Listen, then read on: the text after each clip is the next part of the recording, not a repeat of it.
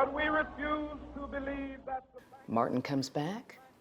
He descends from heaven. He wants to know, where are we since I died? You say what to him? The question, simple. The answer is not. That's why I sought the multi-generational perspective of 25-year-old Brittany Read, a nonprofit executive director, Virgil Parker, also 25 and chair of the MLK Commission, 80-year-old former Rochester Mayor Bill Johnson, as well as the city's current mayor, 43-year-old Malik Evans.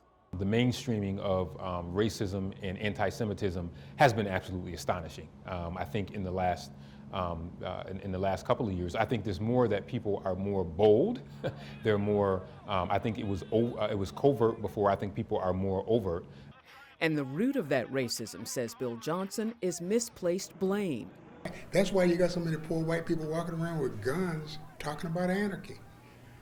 Because they have recognized that the system has not done anything for them. Now the problem with that is they look at Virgil and me and you and say, oh, you're the reason why I haven't advanced.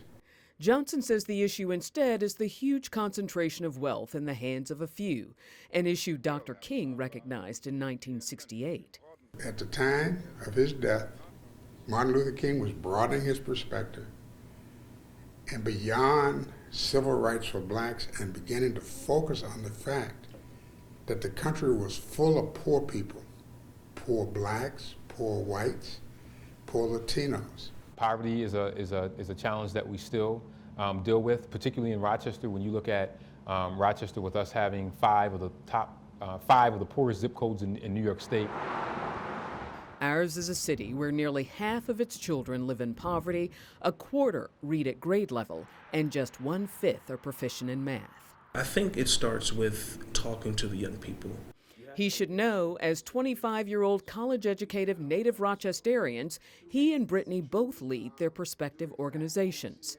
You are a young man who is inspiring because you have been inspired. Yes. So what inspired you?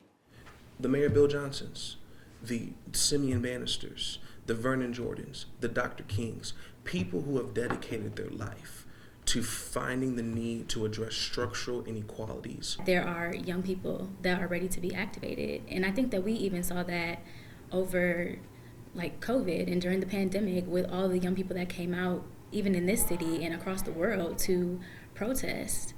And we're ready to foster change. And that is the complicated answer to that simple question. There is much to be done, Dr. King, but look how far we've come. Young change makers following your lead, making community betterment their life's work, the embodiment of your dream realized.